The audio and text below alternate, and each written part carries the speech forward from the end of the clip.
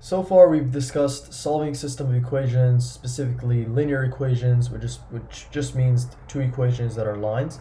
And when we solve a system, for example, y equals 2x minus 1 and y equals negative x plus 2, what we're doing basically is we're finding the point of intersection. So these two lines look something like this, and they intersect at this point. So this point is defined by some x comma y. So we can solve this algebraically by setting them equal to each other, solving for x, and then plugging it back in to solve for y. And the other special case or special case that we talked about is when the two lines are parallel. So when y is equal to, let's say, I don't know, 3x plus 5, and another is y is equal to 3x minus 5 or minus 7. So notice that the slopes for these two lines are the same, which means these two lines are parallel. So let's actually graph these two lines on Desmos. So 3x plus 5 and 3x minus 7, we can graph them here, and we notice, let's see, so 3x plus 5 and y equals 3x minus 7. So we notice that these two lines are parallel, and as long as we can go all the way to infinity, and we notice that these lines will never intersect. And if you keep going, it looks like they're overlapping, but they're actually not.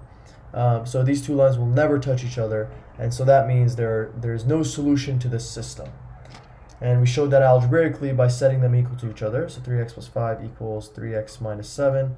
We subtract 3x on both sides, and we notice that both 3x's cancel. We get 5 equals negative 7, and that certainly is not equal to each other. So this is some freaky math that we get. So there is no solution.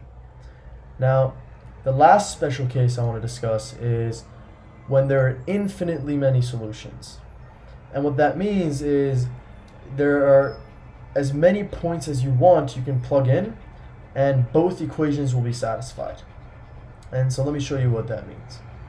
Let's say we have the line y equals 5x plus 2, and let's say we have another line that is 3y equals 15x plus 6. So let's graph these two lines on Desmos, and let's see how they react. So we have the first line, which was y equals 5x plus 2, and our second line was defined by 3y equals 15x plus 6. Notice how these two lines, it looks like we just graphed one line. And the reason, and the reason for that is because these two lines are actually the same line. They just look different. Their equation looks different, and I'll show you why afterwards. But these two equations are actually the same. So for any point you plug in, they'll be the same exact line. So any x-coordinate, you will get a corresponding y-coordinate, which is the same. So that means every point that you plug in is a solution to this system. And algebraically, we can show that's the case by doing this. So we know that this line is just y equals 5x plus 2. Now for this line, to get y alone, what we can do is we can divide both sides by 3.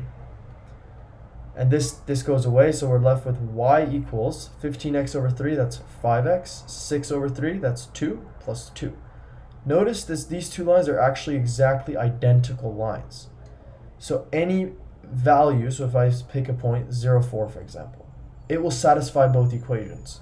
If I plug in 0 here, I get, not 0, 4, 0, 0, 2, right? Because the point has to be on the line for it to satisfy both equations. So if I plug in 0, I get 2. If I plug in 0 for this one, I get 2 as well. Now, algebraically, we can show this by setting them equal to each other. We get 5x plus 2 equals 5x plus 2, right? We're trying to solve the system like we normally do. We're going to subtract 5x on both sides. That goes away.